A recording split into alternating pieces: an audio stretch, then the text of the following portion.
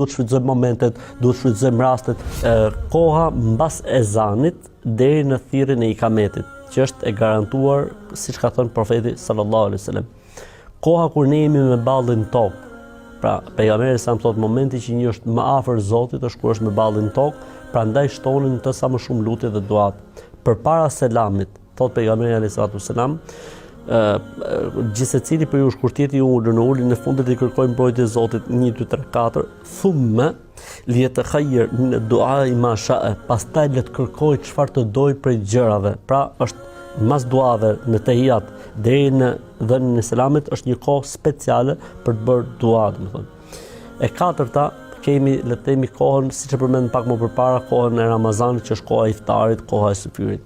Kemi një kohë speciale, ofertë speciale, me që po kërkon oferta speciale, është koha e 1/3 të fundit natës. Pra është koha kur Zoti madh zbret qiellin e dynjas dhe thot kush don diçka t'ja jap, kush kërkon diçka t'ja realizoj, kush lutet për diçka t'ja plotësoj, kush kërkon faljen time, unë do t'ja adhuroj. Pra është koha më e bukur kur njeriu mund t'i lutet Zotit. Le të themi ajo falja e natës që njeriu domethënë çohet për hatër të Zotit, për hir të Zotit, po edhe për hallet dhe nevojat e tij.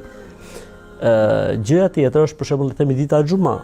E përmendëm pak më herët, pa që është koha kur ulet hoxha mes dy hutbeve, është kohë fantastike ka për të transmetim të saktë muslim, po është edhe koha nga ikindia deri në akşam edhe për këtë ka transmetim tjetër, pra që është koha më e bukur kur njeriu mund t'i lutet Allahu xhallahu xhelalu. Në përgjithësi dhe mbas veprave të mira, pra nëse njeriu bën një mirësi, mund t'i lutet Allahu xhallahu xhelalu nëpërmjet kësaj mirësie.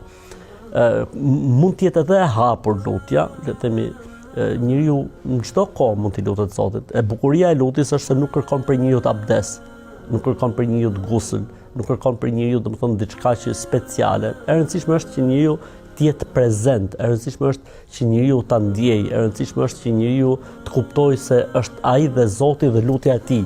S'ka nevojë për asgjë, domethënë ka të bëjë direkt me Allahun, ka të bëjë direkt me Zotin gjithësisë.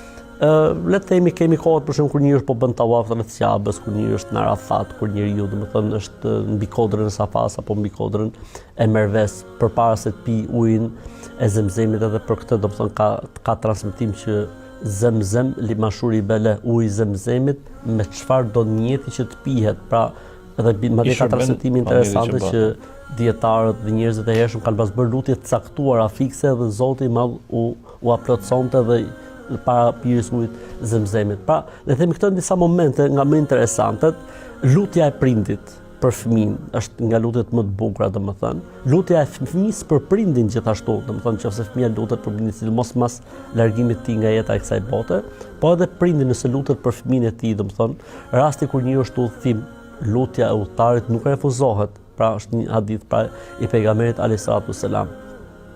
Në përgjithësi, domethënë këto janë disa momentet nga më pikantet ose ofertat më interesante që janë dhënë, ndoshta mund të ketë edhe të tjera, por për momentin ndoshta edhe nuk na vijnë. Pra, e rëndësishme është që njeriu mos harrojmë faktin që kur lutet duhet të jetë prezent, sepse pejgamberi sallallahu alajhi wasallam thotë inna Allaha la yastajibu du'a ghafilin lahin.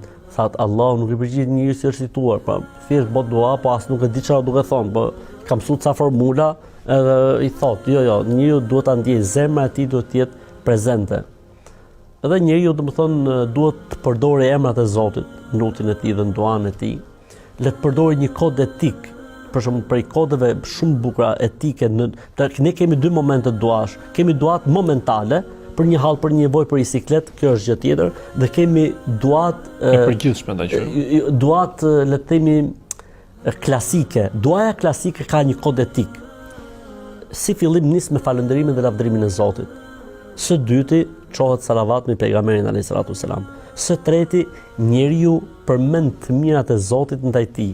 Së katërti përmend dobësinë e tij përpara Zotit, së pesti futet tek halli dhe nevoja që ka.